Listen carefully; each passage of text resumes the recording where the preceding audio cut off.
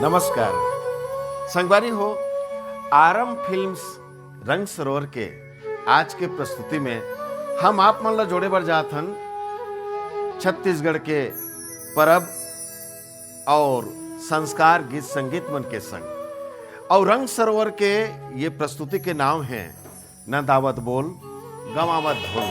Hutton Hutton Hutton Hutton दाई मैहर वो बनत है, वो मैहर वो बनत है।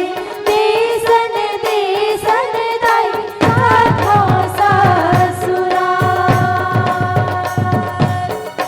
देसन देसन दाई हाथो ससुरा।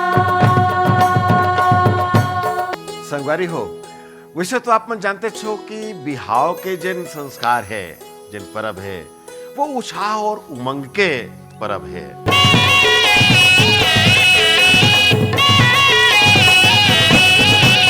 तेतू के लाठी बिजा के साथी रे, तेतू के लाठी बिजा के साथी रे। बीच बन के नगरिया का सखी बाते बाटी रे। ये मोहन डोहे मुरलिया हो रे हो, मैं कराता खाके मर जाऊं दाई जवानी आवे मो।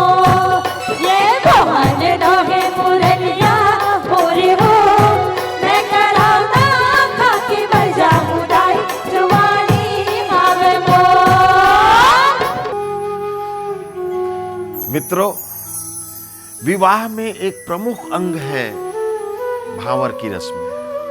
और छत्तीसगढ़ के बिहाव में भावर के समय जो गीत गाए जाते हैं, जो धुन बजता है, अपने आप में समझो वो भारत की पूरी संस्कृति को समाया हुआ है।